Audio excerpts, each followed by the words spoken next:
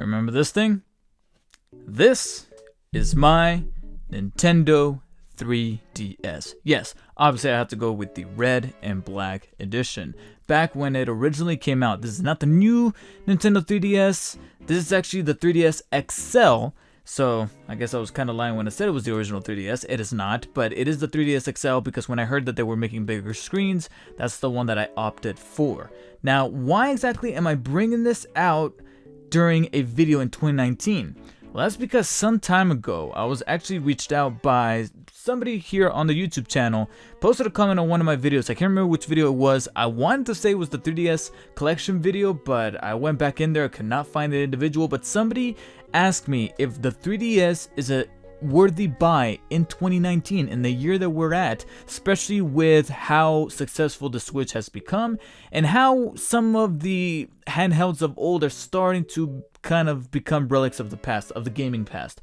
We just got news that Sony's pulling the plug on the PlayStation Vita, which prompted me to buy my own copy of the PS Vita, the slimmer edition. Can the same thing be said about the Nintendo 3DS for some of those folks out there?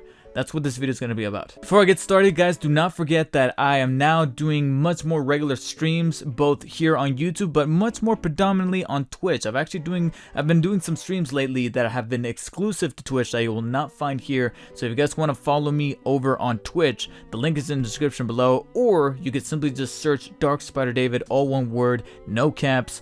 Dark Spider David, or twitch.tv/Dark Spider David, and give me a follow over there. I'll be doing much more regular streaming over there for various things, whether it be conversation pieces like this or even gaming streams. And hey, if you guys have a request for a game that you want me to play, you can go ahead and check them out over there and be able to drop a recommendation there as well. Anyways, moving on to the video. So let's talk about the 3DS XL. Normally I have it encased in a nice little shell here for its protection, but I went ahead and removed it so that you can see the 3DS for what it is. Here it is. You got the top red lid here, but it's that hot rod dark sexy red. Then you got the two cameras here at the very top. There are also the rear cameras. These are the ones that kind of shoot what's in front of you, but you'll notice there's two of them. That's because this is the 3DS. It's meant to emphasize the 3D. It's going to require two cameras to be able to give you that effect whenever you take photos. And then on the back, you just got Nintendo 3DS XL information. You do have a panel that is removable via these two little screws right here that give you access to the memory card slot, which you can already do here, but you can do so in a much more invasive sort of way if you remove the panel. But more importantly, it gives you access to the battery. At the top, you got your buttons here, your side buttons, L and R, your slot for the game cartridges, which are similar more so to an SD card than they are to almost anything else, particularly the Switch cards that you've probably seen more frequently nowadays. And of course, they're much more weighty and much thicker, and that's how they used to be. And then as you open it up, you got the main system itself. Of course, the 3DS being a derivative of the DS, its main emphasis is on the two screens utilized for gameplay. But of course, the big hook about this one was glassless 3D. So is this a worthy system to purchase in 2019? That's probably the biggest question that's probably lingering on your mind, which is why you clicked on this video. I will definitely sound a little biased in saying that yes, it is, especially if you already own a Nintendo Switch. I think that's the big key factor. If you already own a Nintendo Switch and you're enjoying the experiences that the Nintendo Switch is giving you, this is kind of like an extension of that if you don't already have it.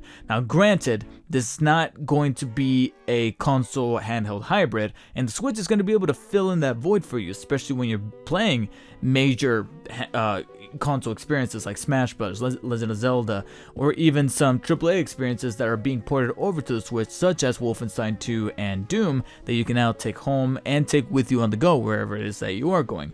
With the 3DS, it's mostly dealing with handheld experiences because it cannot connect to its television, obviously. So you're going to get certain games that you might have to adjust your brain a little bit to go into and be like, okay, this is not going to be a full console experience. This is going to be a handheld experience. So games like the slightly inferior but still really well made Super Smash Bros. For the 3DS is not going to hold a candle to Ultimate that you're now playing on the Switch.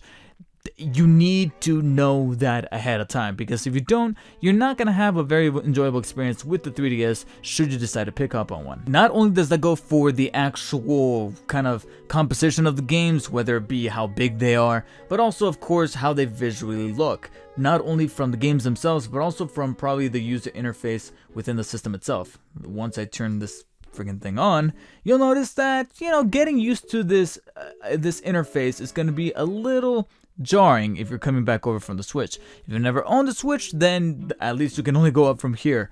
You got the menu there, and you'll notice that the top screen is shown to highlight exactly what it is that you're looking at, and the bottom screen is exactly what the little icons down inside of your 3DS are going to be, whether it be videos, games, both digital and physical, as well as little demos that you might have downloaded, and also the eShop and setting options, as well as various other little things that could possibly be pre-installed in your 3DS. Some of which of these are here also to give you kind of like some cool quick experiences. Some have also taken advantage of the 3DS of the 3D function, and so on.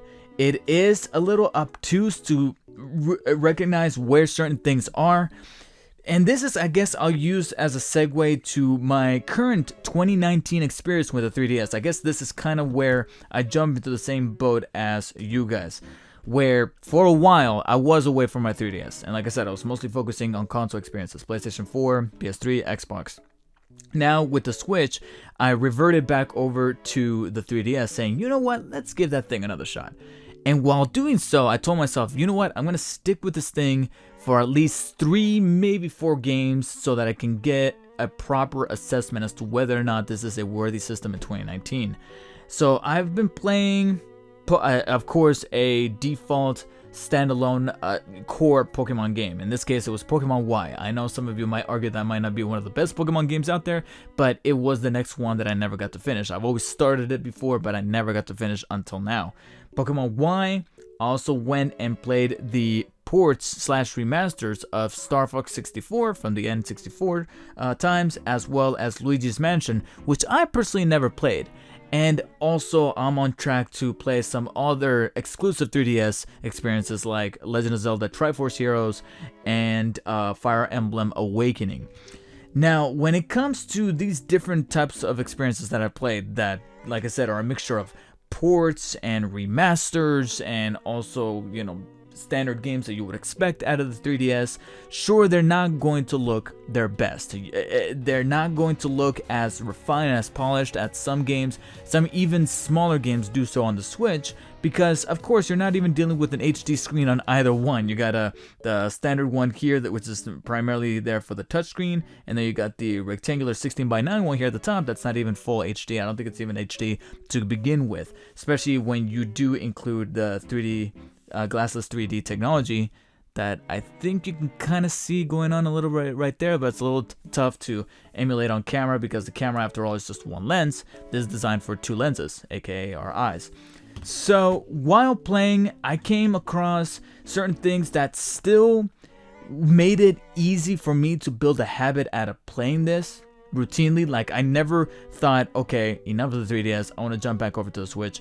I've actually been doing a good job of just keeping my Switch very multiplayer heavy and keeping my much more narrative single player experiences on the 3DS until I'm done with my current library, which I think should be the first thing that has to be addressed, is the library. You get yourself a 3DS, what games should I get with the system? Okay.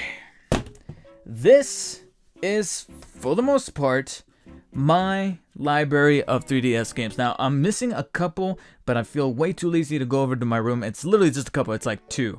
And I'll go ahead and count them in as soon as I get to them when they're not available here. But right off the bat, you got some remasters that I'm playing, like I said, Starfox 3D and Luigi's Mansion. Don't be afraid to grab a hold of some games that you've played before, because you need to keep in mind that this is giving you the luxury of being able to take those experiences with you, just like with the Switch. Of course, the downside is that you won't be able to watch them again on your television. It's only going to be strictly here. But I had a great time being able to revisit some of these ported over games. Now, granted, guilty as charged, I never played Luigi's Mansion. So the 3DS does a great job of giving me the opportunity to replay experiences that I've never had before. And it's a very quaint system to do something like that, especially for the older generations, especially games like the times of the GameCube with Luigi's Mansion, and then even older so with the Nintendo 64 with either Starfox 64 3D, which I've played to death on the N64 back in the day, or the other game that I have here that, again, I confess I never played, so this will be my first time playing it. I haven't cracked it open yet, so it's still in its cellophane. But Legend of Zelda Majora's Mask. And also, don't have it with me, but I do have Ocarina of Time. So I do have games that I've played ad nauseum on the N64, and then games that I've never played before, and the 3DS is a perfect little machine to be able to give you some of those experiences and make you, remind you of the good old times. Trust me, when I cracked open Ocarina of Time, popped it in, and played it for the first time, as well as Star Fox, it was like going down that really nostalgic trip down memory lane that just never gets old. Now, with that said, without going into much detail, because I don't want this to be individual reviews of those games, there are some things that were altered in those remasters, whether it be in the graphic fidelity, how certain designs and polygons and things were kind of polished up to give you a much better or seemingly better experience on the 3DS. That's not there 100%, and it could be primarily subjective. Like, for example, for me personally, there's some voice work in Star Fox 64 3D for the 3DS that to me doesn't hold a candle to some of the voice acting that was done in the original 64 version. So little things like that could happen on some of the ports, ports over to the 3DS, so you could be warned about that. And then over to some experiences that I never played before, still have a couple of things that you should take note of. For example, Luigi's Mansion is probably the newest port that I have here, because some of these other games were from the N64 time. This game right here is from the GameCube era, and it looks like the GameCube era is the cutoff point for how much the 3DS can handle, because if you do play some games that are ported over from the GameCube library, like Luigi's Mansion, the 3DS might have to cut some corners here and there to be able to handle it. I did face a couple of frame rate issues with Luigi's Mansion, so that game, as well as a couple of others that you've been thinking about wanting to replay, especially knowing that you've been in the market for a 3DS and you go, oh hey, that game from GameCube, it's now on here. Just be warned that it might not run as smoothly as it originally did on that original system. Moving down this list right here, like I mentioned, there's Triforce Heroes, there's Fire Emblem Awakening, some exclusive 3DS games, some, again, remaster / ports like Omega Ruby, which shouldn't be too difficult since it is being ported over from an original handheld to Game Boy Advance. I think that's the more directive way of being able to port something without facing any of those integrity issues, whether it be with the frame rate or the way something is designed or compromising the voice work, like I mentioned with the Star Fox 64 3D port.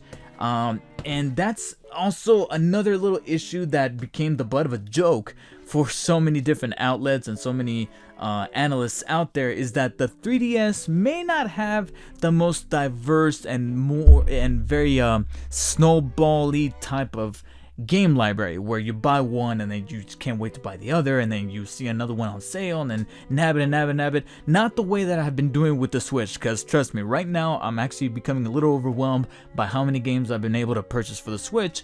That admittedly was not so much the case with the 3DS. The 3DS definitely has one of the smaller libraries for a system that I have here in my entire household. But let's look at the bright side of that. You're able to save money because you're not out there spending on games that you were never intentionally planning on buying.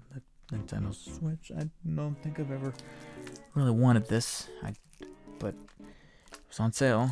I was able to get it even cheaper. There it goes. And you're also able to keep your collection tight to really quality games that you know you're going to want to play and you know that you're going to become invested in. I never had a game well, that's not true. I guess you could say the ratio of great games to games that you look at and go, why did I buy this, can be kept a bit more controlled than you would ordinarily on the PlayStation 4 with the online sales, with the PlayStation Network, with the free games that you get on PlayStation Network, Xbox Live with games with gold, etc., etc. I say that because I think the only 3DS game that I have that I kind of regret getting, because honestly I'm in the minority when I say that I just do not get this thing, Animal Crossing New Leaf. I don't get it. I really don't. Now, that first category that I mentioned within my list are those ports that I mentioned. The second would probably be the core 3DS experiences that you can definitely feel like, okay, you're absolutely gonna love, and they're very staple for the 3DS. Of course, you're gonna have your Marios, you're gonna have your Zeldas, you're gonna have possibly some of those Metroid games. I only have one Metroid game in here, and it just happens to be kind of an unofficial spiritual remake of, I think, the second Metroid game that came out back on the NES. Samus Returns is over here, but then you got another Fire Emblem game here, so you're gonna have your Fire Emblem games. So it really depends on what kind of tastes that you already developed as a gamer, and you're just gonna have to adapt them somewhat over to a handheld state like here. And if you're still kind of like on the fence, there's also some eShop demos that you can go and grab. I think I downloaded a Bravely Default or Bravely Second demo onto here, and I haven't played it yet, but I know that I'm capable of downloading said demo, play it on here, and decide for myself, okay, that's the type of game that I'm probably gonna like. Now I can go on Amazon and either buy digital code or buy the physical game. Now just know that certain outlets, I don't know what exactly is the rule or the algorithm, but in certain places a digital copy of a game might be a bit more expensive than the physical, and vice versa. So be able to check all of your avenues, Best Buy, GameStop, Amazon, even Target, to really nail down what exactly is going to be the more profitable for you to save money, and also the more quality-based list of 3DS games that you can really get. Now, one thing that I should warn you though is that depending on the games that you get could also have a huge toll on the battery life of 3DS. It's something that I actually came to terms with in 2019, more so than when I initially bought this back in either 2012 or 2013. Is that the battery really is dependent on the game that you're playing. I remember being able to survive a little longer at times with Pokemon Y, but then most recently when I played some more frenetic and very 3D emphasized or very heavily modeled, heavily rendered games like Luigi's Mansion, and especially since Luigi's Mansion is originally a GameCube port, and Starfox 64 3D, those were the games that before I knew it, the little red light started to turn on and I had to go charge the damn thing. And that's also another thing you should keep in mind, is that it's a little difficult to find those power adapters, whether it be the official Nintendo power adapter or maybe even a name brand one from places like Target, Best Buy, etc. Especially Best Buy with the Insignia brand. You can definitely find one there that might even become either cheaper, or it might be about the same price, but they'll throw in like a car adapter so you could charge it on the go, especially it being a handheld. You get a little bit much more bang for your buck. I just feel like it might be a bit more of a hindrance to find that power adapter because of how much we're moving forward with the Switch and not so much with the 3DS. So stock and quantity might be a little limited. That also leads me to another big depleter of the battery, but it's one that you could turn off if you want to, and that is, of course, the 3D, which is solely a problem for the 3DS, 3DS XL, and the new 3DS XL that has the little C button or the little C knob here at the little section here. I obviously don't have that one, but it does have the 3D slider that turns on the 3D, and then you can determine how deep you want the 3D to be, and it's right here. So far, my experience with the 3D is very much like everyone else's, where I hardly ever use it, especially with some games that you can tell are going to be on a much more flat plane. I can pretty much confidently tell you that almost every single one of my Pokemon games in this list are going to be very devoid of 3D. I went ahead, I even toyed with it a little bit during my playthrough with Pokemon Y, and certain cutscenes were in 3D, and then other cutscenes weren't, and then the core gameplay of Pokemon Y is not in 3D. So it was points there where I'm like, okay, this is definitely going to take a seat back.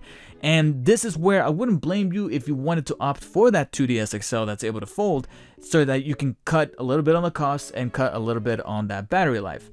But here's where I play a little bit of devil's advocate, is that certain games like Starfox, the 3D is actually pretty fucking neat, because you are driving or piloting a spaceship through space, through asteroid belts, through terrain on a planet, on a different surface, and the way it's able to play with depth, that's actually one of the few really compelling 3D experiences that I had on the 3DS XL, where I actually had I want to say I played the game about a third of it, or a third of the runs that I made through it in planets that I never visited before.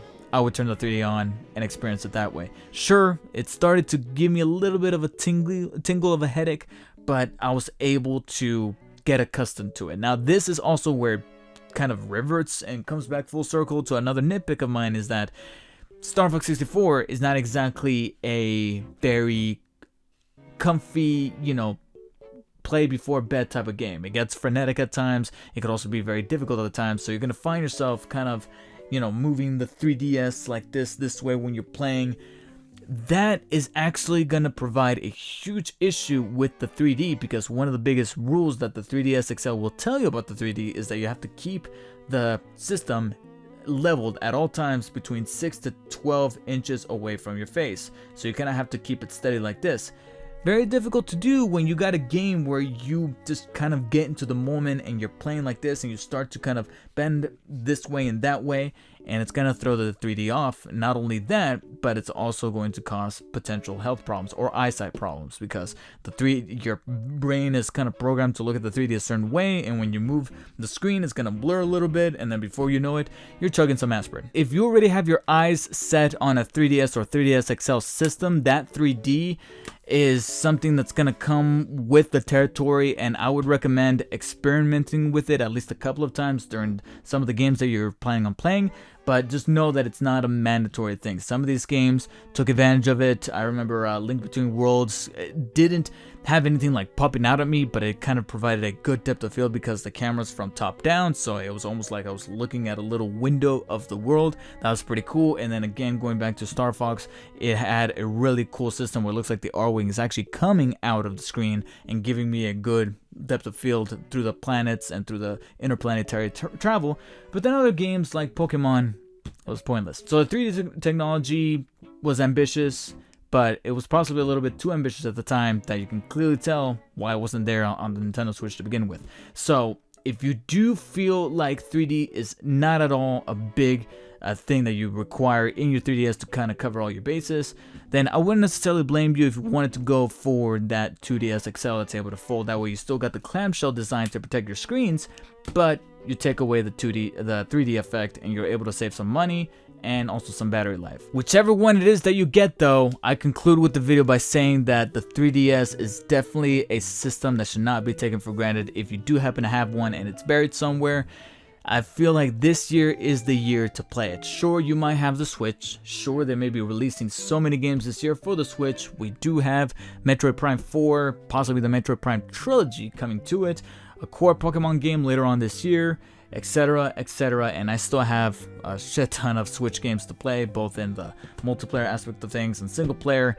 But considering that 2019 is little by little looking like the last year of life for the 3DS or 2DS or that whole entire brand as a whole, whether it be with the systems or with the technology or with the library of games, I think it is in our obligation as Nintendo fans to give them their just desserts by at least trying to play these games and not have them go unplayed. So if you're in the market and still kind of undecided as to whether or not you should get a 2DS, or 3DS XL, I definitely recommend so. I know I could probably come off as a little biased, but I would say that get a little bit more familiarized with the 3D. Did you enjoy watching 3D in the movie theaters or on TV? If not, maybe the 2DS is a better fit. But just know that even if the library is not as bountiful as you might find on consoles like the Switch, PS4, PS3, you're at least able to cool it down to a manageable level to where you can get through the library like over a summer and still have great handheld experiences that's going to give you some joy and some good old-fashioned Nintendo fun. That does it for my video, guys. I know I went on a little too long, but I felt like I needed to use this video not only to break down as to why I like the 3DS so much, but also to kind of give it its own little form of eulogy before eventually Nintendo does pull the plug on manufacturing these things. So if Nintendo ever bothers to actually do that, just like Sony did with the Vita, I recommend going onto Amazon, going over to GameStop with their used market, and finding a really good deal on one. Thank you guys so much for watching. Make sure to follow me on Instagram, Twitter, and also on twitch.tv. Links are in the description below. Or if you guys want to search me, Dark Spider David, all one word, no caps, check me out there. I'll see you guys on the next one. Take care. The best way I can put it is that pretty much the entire 2/3 or so of season 2 is just comprised of 14 episodes as opposed to the season 1 13, is comprised of an overarching plot called Neogenic Nightmare, if I'm not mistaken. And trust me, when you're finished with this plot, you're going to be so sick of two particular words: neogenic and recombinator. Neogenics. Neogenic device? Neogenics is involved. Neogenic recombinator. Neogenic treatments. Out of the recombinator. Neogenic treatments. Recombinator? The recombinator.